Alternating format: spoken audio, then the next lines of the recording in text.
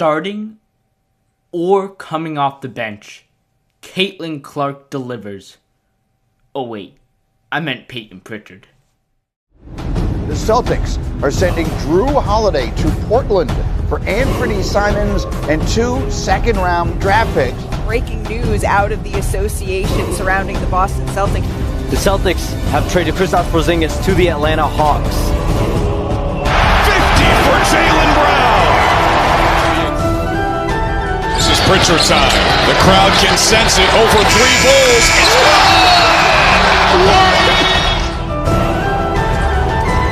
Great in and out dribble. Oh! He set off the smoke detector.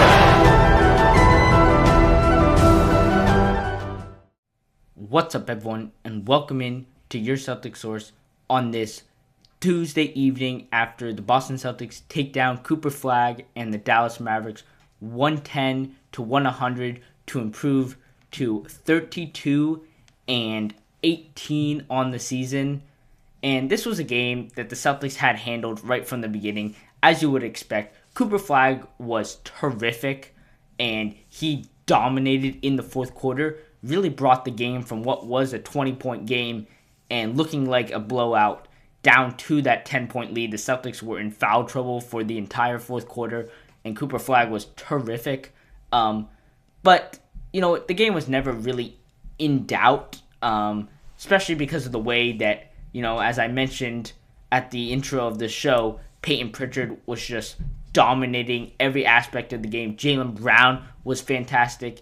And we're going to address the elephant in the room on the back half of the show, which is the Anthony Simons trade, obviously, bringing in Nikola Vučević. And I did do a podcast episode, bonus episode, earlier today. You can check that out on Spotify, Apple, Amazon, wherever you get your podcast, as well as on YouTube, where I did I gave my initial reaction to the trade. But we'll go a little bit more in depth in the back half of the show. But let's start with the actual game. And it was Payton Pritchard. And it was Payton Pritchard in a role that he is pretty accustomed to being in over his Celtics career. But not this year. He came off the bench for the first time all season. Joe Mazzulla takes him out of the starting lineup on a night where you lose one of your best offensive players in Anthony Simons, and leave it to Joe to make a game that is not that interesting in terms of storylines. Obviously, there are storylines around this game in the trades and whatever, but the game itself is not that interesting, besides maybe Cooper Flagg and him playing against the team that he grew up cheering for in Maine. But leave it to Joe to make just a wild move that, you know, doesn't really make a ton of sense, but, you know, you can't argue with a win. And the way Payton Pritchard performed tonight, you know, you can't argue that it was a mistake. Although I would say that, you know, Payton Pritchard's going to play, you know, the way he played tonight, really whether he's starting or not. But I think Joe Mazzulla just wanted a spark plug to come in. You know, maybe the team would be a little anxious and whatever after the trade. And so, you know, I love that Joe Mazzulla said, you know what, why not? We'll try something. I don't think we're going to expect this or really see this any other time. I think this is the only time. Funny enough, Drew and Scow joking about it, that he should be in the 6th Man of the Year contention after his performance tonight. But yeah, I don't think we're going to see this again. But, you know, it was just Joe Mazzulla trying something out.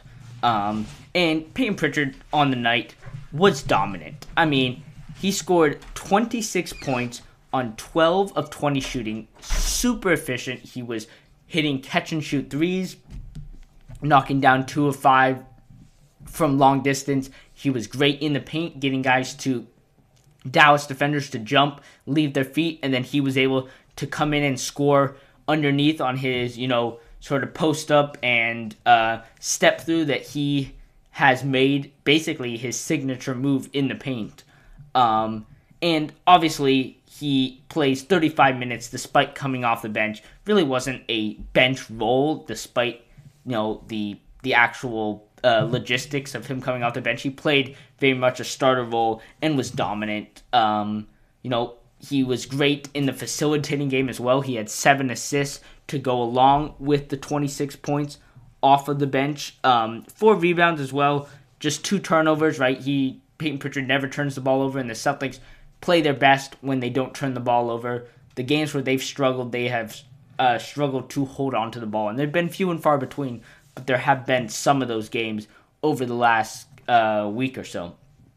But, I just think, Joe Mazzulla, he can be a little crazy, and this was one of his not crazy moves because it really doesn't matter in the end, but a move that, you wonder why he makes this move because it doesn't mean anything. He puts Baylor Shireman in replace for him along with Hauser, Queta, Brown, and White. Shireman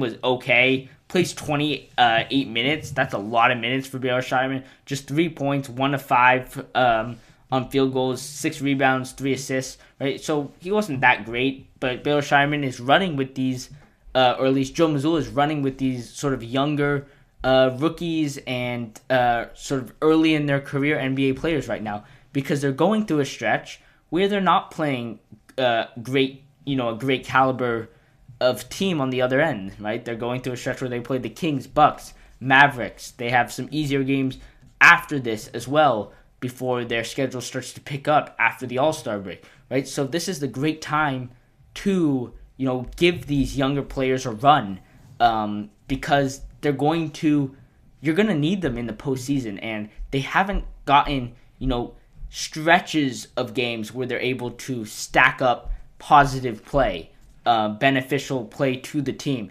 And now that you're, getting a chance to see that, you might be able to get something out of them in the playoffs in a role, and they'll have the confidence to be a productive player.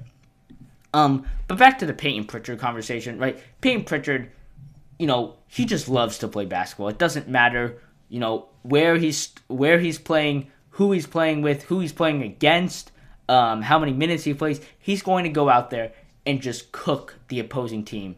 And he loves to attack the centers and just the guys that are bigger than him in the paint. The exact opposite spot of where you'd think a 6-foot guard would dominate in. But that is Payton Pritchard's job. And, over the last month or so, he has just turned it on and been a great, not just facilitator, but scorer as well. And you're going to need that now because Derek White continues to struggle. I don't think he's ever going to turn it around until he gets until he gets Jason Tatum back at this point. I think that's just the reality of the way Jason Tatum is able to open up shots for him, get him in good rhythm, and maybe it won't turn around this season. But Derek White is still doing great things. You need him on the court, but you need someone else to pick up that scoring. And it was Anthony Simons, but now that Anthony Simons is not there, it's going to have to be Payton Pritchard. And this was a great game for him to, do that in.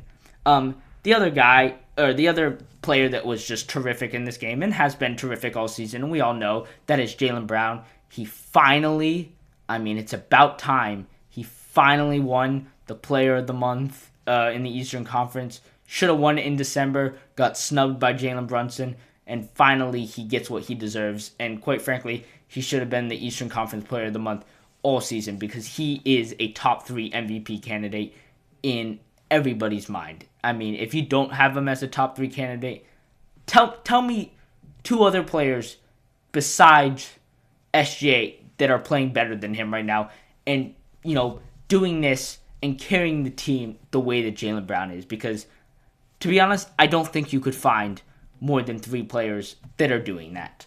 In this game, 33 points in 37 minutes, 15 of 29, just like Payton Pritchard, super efficient, 11 rebounds, right? We've talked about this before, but Jason Tatum was great at getting rebounds and being productive on the defensive end. And Jaylen Brown is probably overall a better defender than Jason Tatum is, but the one area that he lacked in over his career is that rebounding.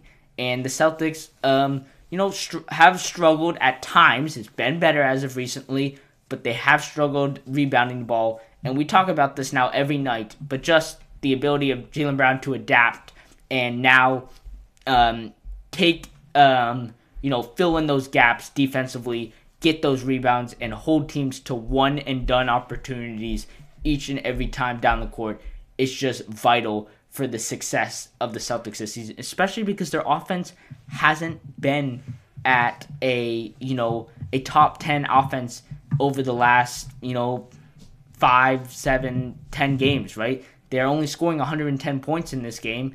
They haven't really broken, 115 over the last 8 games or something. And, this is, I think the stretch is a time for the Celtics to figure it out, but they haven't been able to so far. And so you need the defense to come up and win you games sometimes, and that's what they're doing. And I think the Celtics offense is going to get better, especially with Vučević. I think he can provide a little bit of a pick and roll type of production, especially because he can shoot threes as well.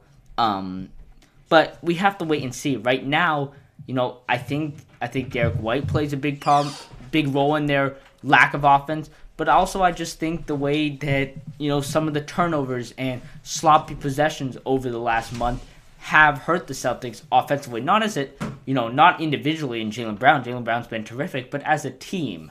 And it's only been a couple games. We saw that in the Atlanta game, possibly in the Pistons game a couple weeks ago. Right, so here and there we're starting to see it. In the Bulls game, definitely. But here and there we're starting to see it, and we're waiting. We're not waiting, but we're looking to see the Celtics pick up that offensive, or the offensive ceiling that we have seen throughout times this year. And Luka Garza, he is just the biggest benefactor of Jaylen Brown's production, and it's him getting wide open shots on pick and roll, pick and pop. Jaylen Brown getting into the paint and kicking out, and Luka Garza is shooting 47% from 3 this season, and still teams just leave him wide open, and he only takes like 4 shots a game from that distance, right? But he's knocking down at least 2 of them each and every single night, and that is just a ginormous X factor in any game.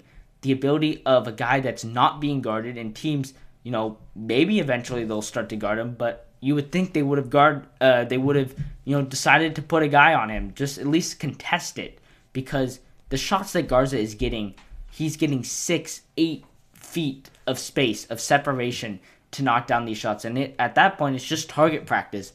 And in this game, off the bench, 16 points, 20 minutes, 6 of 8 from the field, 4 from 3, 4 rebounds and assists, offensive rebounds, right? We've talked about this before. That's his, bread and butter. He's been terrific at getting the team second chance opportunities, whether that's for himself or for, a teammate to knock down a shot.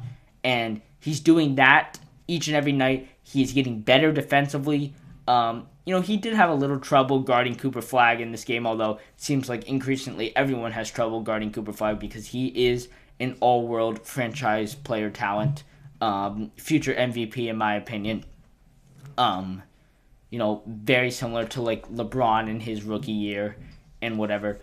But, we're going to get to Cooper Flagg in just a second, but I will just say, like, he's getting better defensively. He's holding his own despite some fouls still. Queta is doing that as well. The center rotation for the Celtics has just jumped from, arguably unplayable at the beginning of the season to now probably the most, consistent position, because, obviously, there are players that are better than Queta, than Garza, Brown, White, whoever you want to put in there, Pritchard. But I think the center rotation as a whole is better than some of the backup point guards that you're getting, some of the backup forwards that you're getting, right? And that is the biggest jump. And now you add Vučević to it, and we'll get to Vučević in just a second, but he's not the best rim protector in any way, but he provides depth. He allows the Garza, the Quetas, to go out there and play freely and not worry about picking up sloppy fouls or being in a good position, because they know that they have help if they need. They also don't have to play as much now. That's going to take them off their legs, make them healthier for the season. So just a great pickup for the Celtics in that trade despite you losing a just all-world offensive talent and a guy that, the Celtics really relied on in games to get them back in them.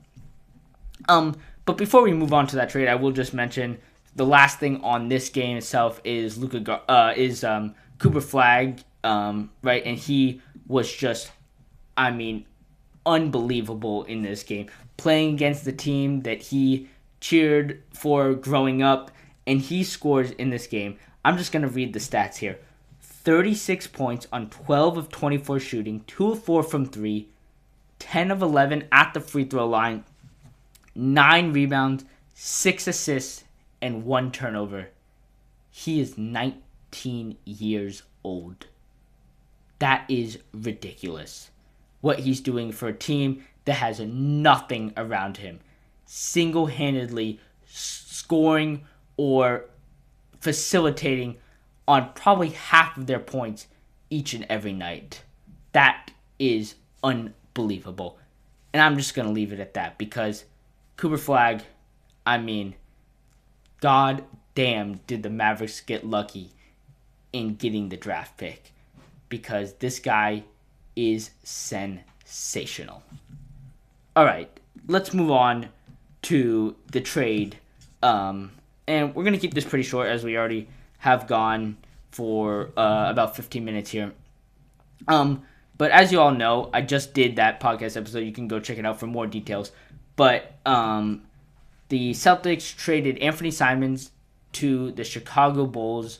I'm not sure who initiated the trade. I do think it was Chicago.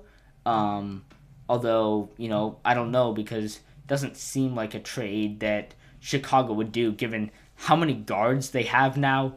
They made that trade earlier today with the Wolves and Conley, and we're going to do a reaction to that later because I think that actually sets up a possible trade for Giannis if you're the Wolves. So we'll keep an eye on that. That's just what, the trade is hinting at.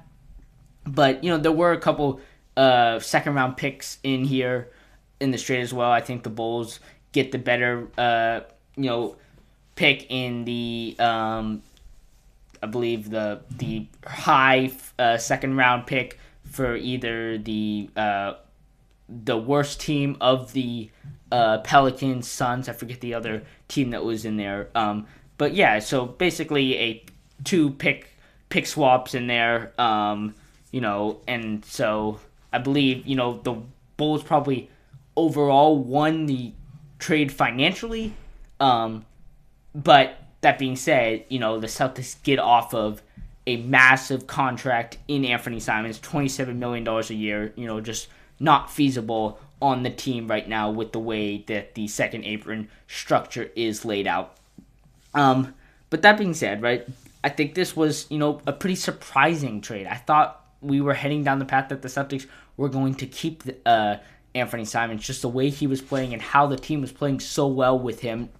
And he had, figured out his role defensively as well. I thought we were going to keep it, but, like we said with Joe Mazzulla, leave it to Brad Stevens to just surprise the entire NBA. Financially, Vučević only makes $21 million, so you lose $6 million there, which saves you about $20 million in the tax as well. So a great move financially for the Celtics. Plus, he's a center, right? And the Celtics have had a limited amount of center depth this season. That's true. And Vučević is going to add that without a doubt. I do think he's going to come off the bench still, and they'll start with Keita. I do think he'll probably slot in between Garza and between Garza and Keita, although it might be a thing where everyone plays even minutes or it's matchup dependent and they just rotate guys. That's something Joe Mazzulla might do because I don't think there is a big gap between Garza, Keita, and Vučević. I just think it depends on what the Celtics need each and every night because, what one, excels in, he also, maybe lacks in another aspect of the game, right? And so, like Garza, he's great at offensive rebounding, but he has trouble, testing shots around the rim, whereas Keita, he is probably a better rim protector, but he's not going to do a great job out on the perimeter guarding guys. So yeah, there's lots of different, positives and negatives for each of these three players. He is 35 years old, right? So he is on the older side. He is I believe a free agent after this year expiring. So that's great news for the Celtics that, they can re-sign him. I don't think they will, given his age. But, he can help the Celtics make a run this season if Tatum comes back. Everything's obviously dependent on whether Tatum comes back. And then they can let him go at the end of the season and get completely under the tax situation. He shot 37% or has shot 37% from three this season, right? So he's going to be very similar to a Garza in his ability to shoot threes. Garza's probably even better. He's a strong rebounder. I do think he has that poor rim protection, and he's very much a sort of ground-bound defender, right? He can be a little vulnerable in the pick and roll, so we'll have to watch out and see that. I think the Celtics will scheme for him defensively, which can be a struggle in the playoffs, but I believe that he's just here for depth, right? He's not going to be here. I think they're going to lean with Keita in the playoffs for the most part, and Garza when they need offensive rebounds and other things. I think Vučević is here mostly for the depth and his ability to shoot threes, open up the offense. Hopefully this allows Derek White to get into a better, comfortable shooting position and shooting role on this team, because we need Derek White to get going to have any success down the stretch of this season. Chicago's side of this, I'm not sure why, they make this trade. They have so many guards now after these two trades today. They have gone very young. Anthony Simons is not young, but he's one of their older players now at 26 years old. You have, White, Giddey, all these other guards that you can build around. The Chicago Bulls, all roads lead to 39 wins, as we all know, with this team right now. The 10th spot in the play-in, and they really need to pick a direction that they're going to go in. And I think they're starting to make that direction, but they really could use, benefit from dropping out of the play-in and, be a lottery team. And I actually think that might happen. They might get passed by, Charlotte Hornets the way they're playing right now. Although, bringing in Anthony Simons could give them just enough offense to stay afloat. We're going to do more on this reaction and more trades as they come out. I'm sure the Celtics might make another move around the margins. We'll see. Maybe not. But we're going to do a full trade deadline show on Thursday after the trade deadline is passed. Before that, we will have a show Wednesday reacting or covering the Celtics versus Rockets game. And then over the weekend, the Super Bowl. And we're going to have a pregame show on Sunday and more coverage throughout the week. And obviously, if any news surrounding the Patriots, the NBA, the Celtics, all of that, we will go live and talk about that on a bonus episode. And on top of all of that, we're also going to have a podcast episode like we normally do after every third Celtics game, covering these trades, covering the Celtics' last couple of wins here. We're going to do it after the Rockets game instead of doing it in between this game and the Rockets game, where that's normally the scheduled time, just because there's so much going on right now.